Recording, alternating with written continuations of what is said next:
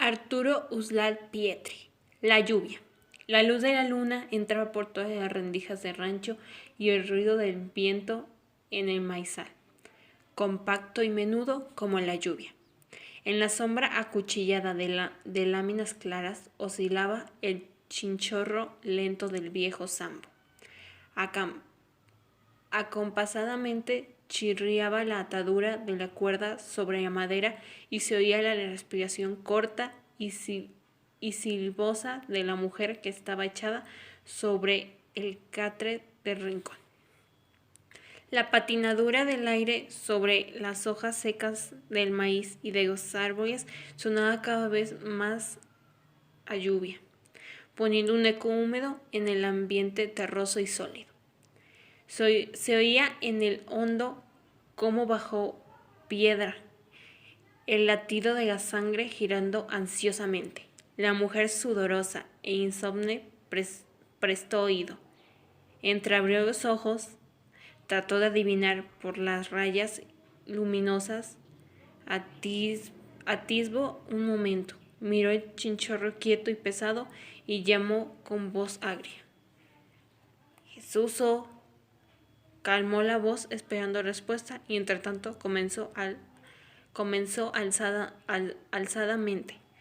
Duerme como un palo, para nada sirve, si vive como si estuviera muerto. El dormido salió a la vista con la llamada, desperezóse y preguntó con voz cancisa. ¿Qué pasa, Eusebia? ¿Qué escándalo es ese? ¿Ni a la noche puedes dejar en paz a la gente? Cállate, Jesús, y oye. ¿Qué? Está lloviendo, Jesús. ¿Ni lo oyes? ¿Y hasta sordo te has puesto? Con esfuerzo malhumorado, el viejo se incorporó, corrió a la puerta, la abrió violentamente y recibió en la cara y en el cuerpo medio desnudo la plateadura de la luna llena, y él sopló ardientemente que subía por la ladera del conuco agitando la sombra. Lucían todas las estrellas. Alargó hacia la intemperie la mano abierta sin sentir una gota. Dejó caerle la mano, aflojó los músculos y recostóse en el marco de la puerta. ¿Ves, vieja loca, tu aguacero? Ganas de trabajar la paciencia. La mujer, quejándose con los ojos fijos, mirando la gran claridad que entraba por la puerta, una rápida gota de sudor le cosquilló la mejilla. El vaho cálido inundaba el recinto. Jesús tornó a cerrar. Caminó suavemente hasta el chinchorro, estiróse y se volvió a oír el crujido de la madera en la mesida. Una mano colgaba hasta el suelo, resbalándose sobre la tierra del piso. La tierra estaba seca como una piel áspera, seca hasta el extremo de las raíces, ya como huesos. Se sentía flotar sobre ella una fiebre de sed, un jadeo que torturaba a los hombres. Las nubes oscuras como sombras de árbol se habían ido, se habían perdido tras de los últimos cerros más altos. Se habían ido como el sueño, como el reposo. El día era ardiente, la noche era ardiente, encendida de luces fijas y metálicas. En los cerros y en los valles pelados, llenos de grietas como bocas, los hombres se consumían torpes, obsesionados por el fantasma pulido de agua, mirando señales, escudriñando anuncios. Sobre los valles y cerros, en cada rancho, posaban y repasaban las mismas palabras. Canta el carrao, va a llover. No lloverá. Se lo repetían como para fortalecer en esa espera infinita. Se callaron las chicharras, va a llover. No lloverá. La luz y el sol eran de cal cegadora y asfixiante. Si no llueve, Jesús, ¿qué va a pasar? Miró la sombra que se agitaba fatigosa sobre el catre. Comprendió su intención de multiplicar el sufrimiento con palabras. Quiso hablar, pero somnolencia le tenía tomando el cuerpo. Cerró los ojos y se sintió entrado en el sueño. Con la primera luz de la mañana, Jesús salió al conuco y comenzó a recorrerlo a paso lento. Bajó los pies descalzos, crujían las hojas vidriosas, miraba en ambos lados las largas hileras de maizal amarilla y tostada, los escasos árboles desnudos y en lo alto de la colina verde y profundo un cactus vertical. A ratos deteníase, tomaba en la mano una vaina de frijol reseca y trituraba con lentitud, haciendo saltar como entre los dedos los granos rugosos y malogrados. A medida que subía el sol, la sensación y el calor de aridez eran mayores. No se veía nube en el cielo de un azul de llama. Jesús, como todos los días, iba sin objeto, porque la siembra estaba ya perdida, recorriendo las veredas del conuco. En parte era inconsciente costumbre, en parte por descansar de la hostil murmuración de Eusebia. Todo lo que dominaba en el paisaje desde la colina era una sola variedad de amarillo sediento sobre los valles sedientos y estrechos y cerros calvos, en cuyo flanco una mancha de polvo calcáreo señalaba el camino.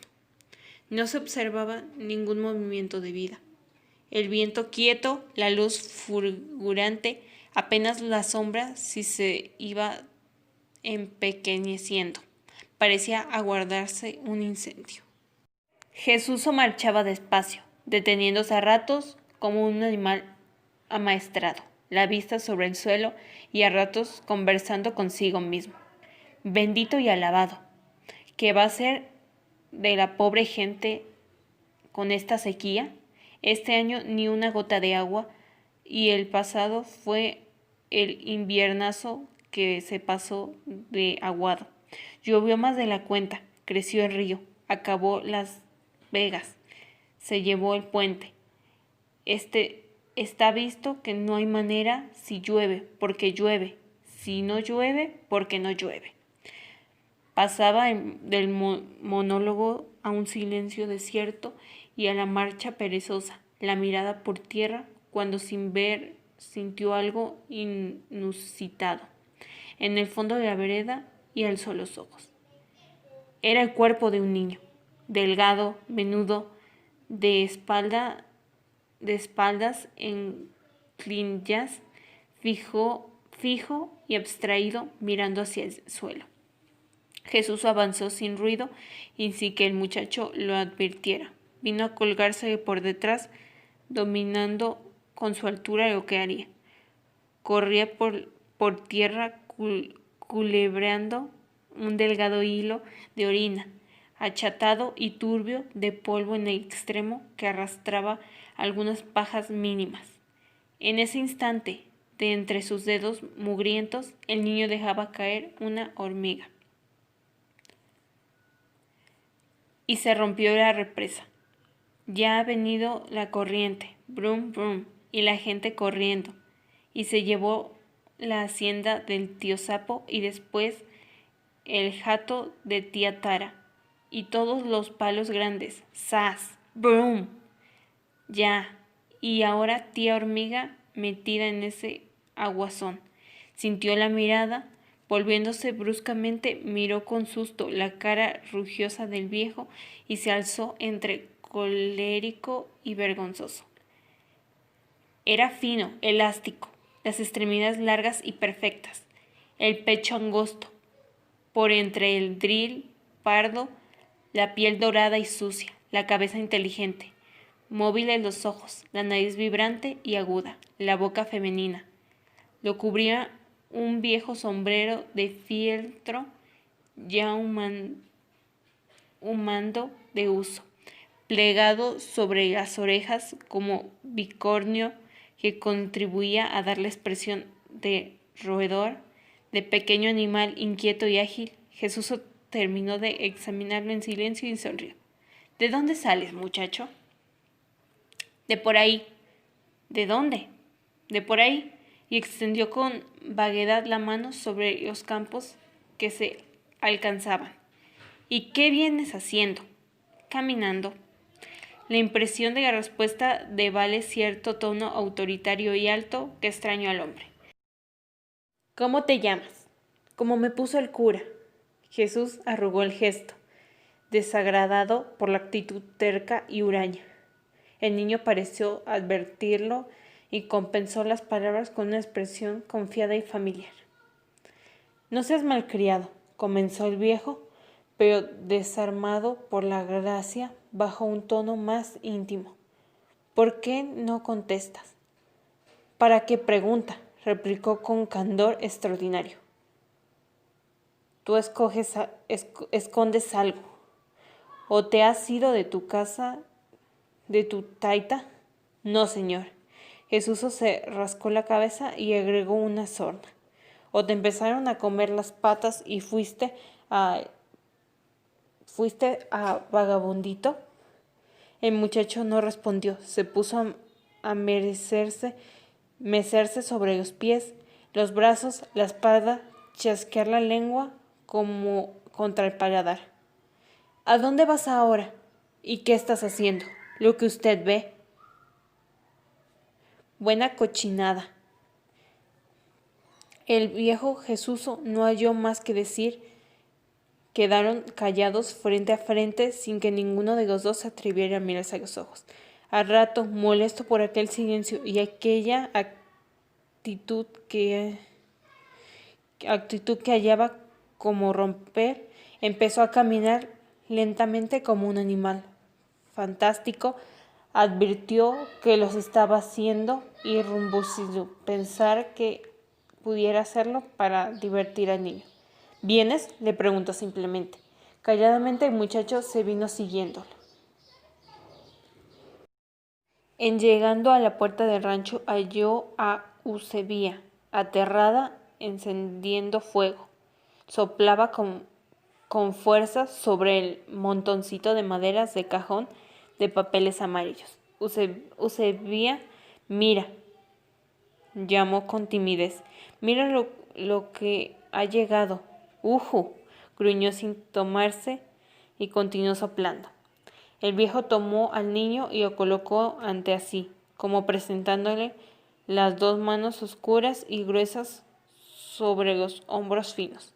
Mira pues, giró agria y brusca y quedó frente al grupo, viendo con esfuerzo por los ojos llorosos de humo. ¡Ah! Una vaga dulzura le suavizó lentamente la expresión. Ajá, ¿quién es? Y respondía con sonrisa a la sonrisa del niño. ¿Quién eres? Pierdes tu tiempo en preguntarle, porque este sinvergüenza no contesta. Quedó un rato viéndolo, respirando su aire, sonriéndole, parecidole comprender algo que esperaba de Jesús.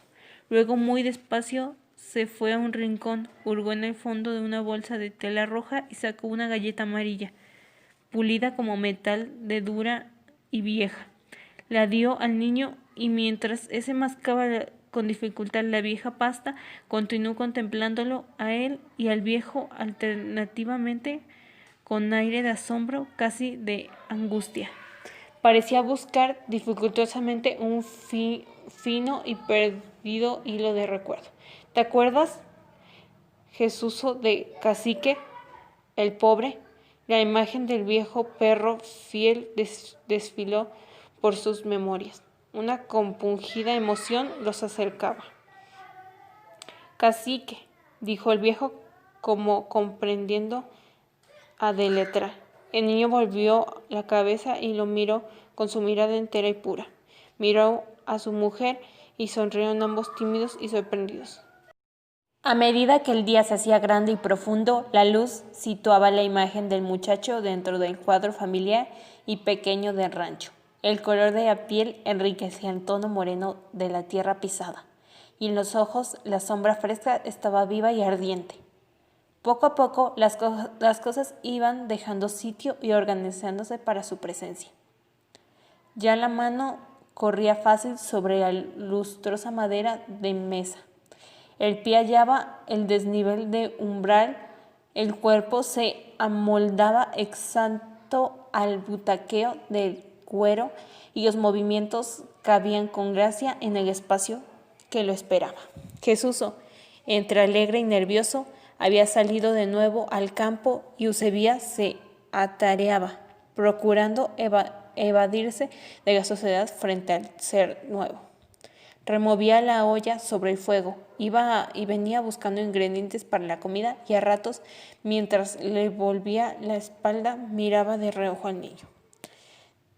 Desde donde lo vislumbraba quieto, con las manos entre las piernas, la cabeza doblada, mirando los pies golpear el suelo, comenzó a llegarle un silbido menudo y libre que no recordaba música.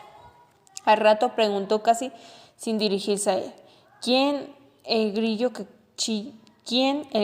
chilla? Creyó haber hablado muy suave, porque no recibió respuesta sino el silbido, ahora más alegre y parecido a la brusca exaltación del canto de los pájaros. Cacique, insinuó casi con vergüenza. Cacique. Mucho gusto le produjo al oír el «ah» del niño. Como que te estás gustando el nombre. Una pausa y añadió: yo me llamo Eusebia. Oyó como un eco apagado. Velita de cebo. Sonrió entre sorprendida y disgustada. ¿Cómo te gusta poner nombres? Usted fue quien me lo puso a mí, ¿verdad es? Iba a preguntarle si estaba contento, pero la dura costra que la vida solitaria había acumulado sobre sus sentimientos le hacía difícil, casi dolorosa la expresión. Tornó a callar y a moverse mecánicamente en una imaginaria tarea, eludiendo los impulsos que le hacían comunicativa y abierta. El niño recomenzó el silbido. La luz crecía, hacía más pesado el silencio. Hubiera querido comenzar a hablar disparatadamente de todo cuando le pasaba por la cabeza, oír la soledad para hallarse de nuevo consigo misma.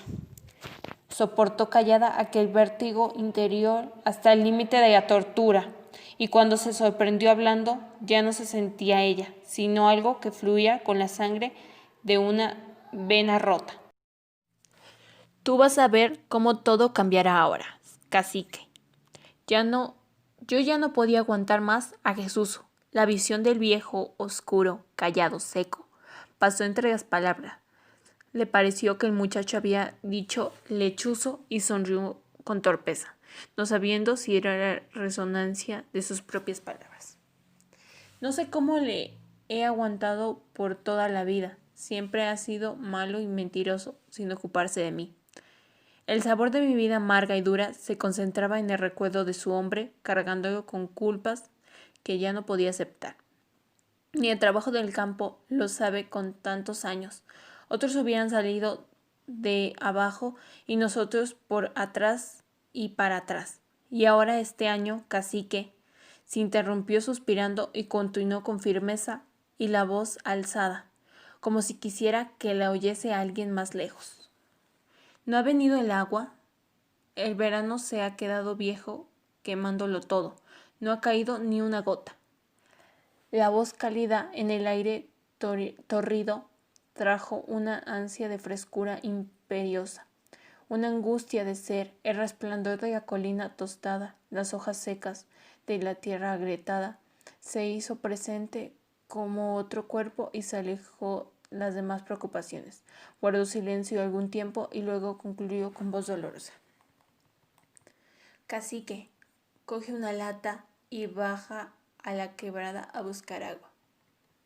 Miraba a Eusebia alterada en los preparativos del almuerzo y sentía un contento íntimo, como si se preparara una ceremonia extraordinaria, como si acaso acabara de descubrir el carácter religioso del alimento. Todas las cosas usuales se habían endomingado, se veían hermosas, parecían vivir por primera vez. ¿Está buena la comida, Eusebia? La respuesta fue extraordinaria como la pregunta. Está buena, viejo. El niño estaba fuera, pero su presencia llegaba hasta ellos de un modo imperceptible y eficaz. La imagen del pequeño rostro agudo y aureante les provocaba asociaciones de ideas nuevas. Pensaban con ternura en objetos que antes nunca habían tenido importancia. Alpargáticas menudas, pequeños caballos de madera, carritos hechos con ruedas de limón, metras de vidrio irisado. El gozo mutuo y callado los unía y hermoseaba. También ambos parecían acabar de conocerse y tener sueños para la vida venidera. Estaban hermosos hasta sus nombres y se complacían de decirlo solamente. Jesuso, Eusebia, ya que el tiempo no era un desesperado aguardar, sino una cosa ligera como fuente que brotaba. Cuando estuvo lista la mesa, el viejo se levantó, atravesó la puerta y fue a llamar al niño que jugaba afuera, echando por tierra con una cerbatana. Cacique, vente a comer.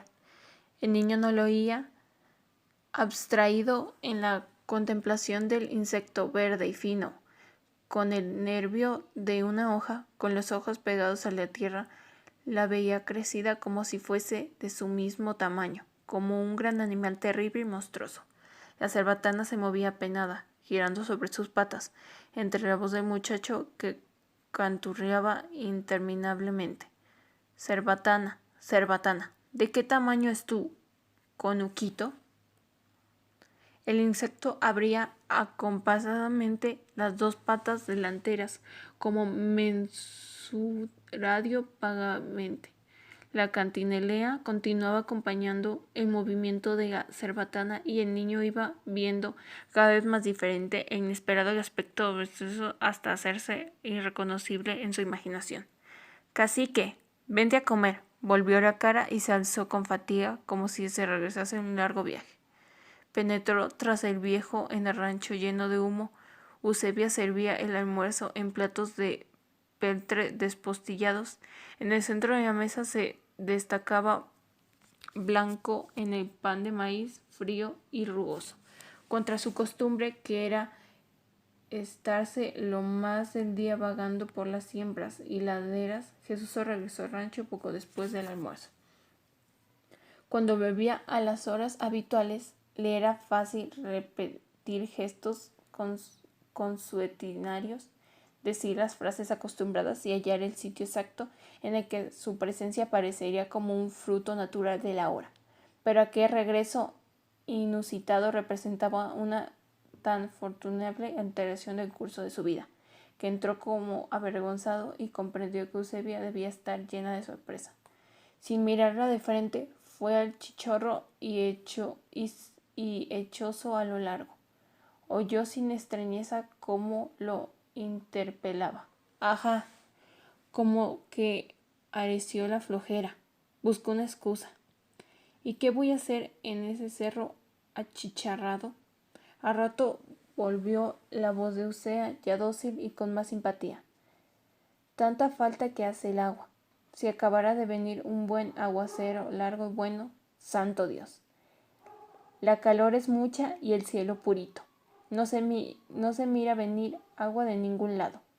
Pero si lloviera, se podría hacer otra siembra. Sí se podría. Y daría más plata porque se ha secado mucho con nudo. Sí daría.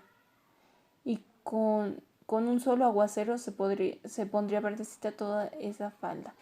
Y con esa plata podríamos comprarnos un burro que nos hace mucha falta y unos camisones para ti, Eusebia. La corriente ternura brotó inesperadamente y con su milagro hizo sonreír a los viejos. La corriente de ternura brotó inesperadamente y con su milagro hizo sonreír a los viejos. Y para ti, Jesús, una buena cobijita que no se pase. Y casi en coro los dos. ¿Y para Cacique? Lo llevaron al pueblo para que coja lo que le guste. La luz que entraba por la puerta del rancho se iba haciendo tenue, difusa, oscura, como si la hora avanzase, y sin embargo no parecía haber pasado tanto tiempo desde el almuerzo. Llegaba la brisa teñida de humedad que hacía más grato el encierro de la habitación. Todo el mediodía lo habían pasado casi en silencio, diciendo solo, muy de tiempo en tiempos, algunas palabras vagas y banales, por las que secretamente y en modo vesto asomaba un estado de alma nuevo, una especie de calma, paz, de cansancio feliz. Ahorita está oscuro, dijo Eusebia, mirando el color ceniciento que llegaba a la puerta. Ahorita, asintió distraídamente el viejo. E inesperadamente agregó, ¿y qué se ha hecho cacique en toda la tarde? ¿Se habrá quedado en el conuco jugando con los animales que encuentra? Con cuánto bicho mira, se para y se pone a conversar como si fuera gente. Y más luego añadió, después de haber dejado desfilar lentamente por su cabeza todas las imágenes que suscitaban las palabras dichas, y lo voy a buscar, pues. Alzándose del chinchorro con pereza, llegó a la puerta. Todo el amarillo de la colina seca se había tornado violeta bajo la luz de gruesos nubarrones negros que cubrían el cielo. Una brisa aguda agitaba todas las hojas tostadas y chirriantes. «Mira, Eusebia», llamó. Vino la vieja al umbral preguntando, ¿Cacique está ahí? No, mira el cielo negrito, negrito. Ya así se ha puesto otras veces, que no ha sido agua. Ella se quedó enmarcada en la puerta y él salió al raso. Hizo huecos con las manos y lanzó un grito lento y espacioso. «Cacique, cacique». La voz se fue con la brisa, mezclada al ruido de las hojas, el hervor de 1000 ruidos menudos que como burbujas rodeaban la colina. Jesús comenzó a andar por las veredas más anchas del conuco. En la primera vuelta vio al queojo de Eusebia inmóvil, incrustada en las 4 líneas del umbral, y la perdió siguiéndola sinuosamente. Cruzaba un ruido de pezuelas veloces por las hojarascas caídas y se oía el escalofriante vuelo de las palomitas pardas sobre el ancho fuego del viento inmenso que pasaba pesadamente. Por la luz y el aire penetraba una frialdad de agua. Sin sentirlo, estaba como ausente y metido en otras veredas más torcidas y complicadas de las que del cuno más oscuras y misteriosas. Caminaba mecánicamente, cambiando de velocidad, deteniéndose y hallándose pronto parado en otro sitio. Suavemente las cosas iban desdibujándose y haciéndose grises inmudables, como de sustancia de agua. A ratos parecía que Jesús ver el cuerpecito del niño en cuclillas entre los tallos del maíz y llamaba rápido, «Cacique», pero pronto la brisa y la sombra deshacía el dibujo y formaba otra figura irreconocible. Las nubes mucho más hondas y bajas aumentaban por segundos la oscuridad. Iba a medida la falda de la colina y ya los árboles altos parecían columnas de humo haciéndose en la atmósfera oscura. Ya no se fiaba de los ojos, porque todas las cosas eran sombras indistintas, sino que a ratos se paraba y prestaba el oído a los rumores que pasaban. Cacique, hervía una sustancia de murmullos, ecos, crujidos resonantes y vasta. Había distinguido clara su voz entre la zarabanda de los ruidos menudos y dispersos que arrastraban el viento. «Cerbatana, cerbatanita». Era eso, eran sílabas, eran palabras de su voz infantil y no del eco de un guijarro que rodaba, y no de algún canto de un pájaro desfigurado en la distancia, ni siquiera su propio grito que regresaba decrecido y delgado. «Cerbatana, cerbatanita». Entre el humo vago que le llenaba la cabeza, una angustia fría y aguda lo hostigaba. Acelerando sus pasos y precipitándolo locamente, entró en cuclillas. a ratos en cuatro patas, hurgando febril entre los tallos del maíz y preparándose continuamente a oír su propia respiración, casi sintiéndose él mismo perdido y llamado. Cacique, cacique, había ido dando vueltas entre gritos y jadeos, extraviado, y solo ahora advertía que iba de nuevo subiendo la colina, con la sombra, la velocidad de la sangre y la angustia de la búsqueda inútil. Ya no reconocía en sí mismo el manso viejo habitual, sino un animal extraño, presa de un impulso de la naturaleza. No veía en la colina los familiares contornos, sino un creciente de una deformación inopinados que se hacían ajena y poblada de ruidos y movimientos desconocidos. El aire estaba espeso e irrespirable, el sudor lo recorría copioso y él giraba y corría siempre aguijoneando por la angustia. Cacique, ya era una cosa de vida o muerte, hallar algo desmedido que salía de aquella áspera soledad torturado. Su propio grito ronco parecía llamarlo hacia 1000 rumbos distintos, dando algo de la noche aplastante lo esperaba. Era agonía, era sed, un olor que surcó recién removido flotaba ahora a ras de tierra, olor de hoja, tierra triturado. Ya irreconocible, como las demás formas, el rostro del niño se deshacía en la tiniebla gruesa.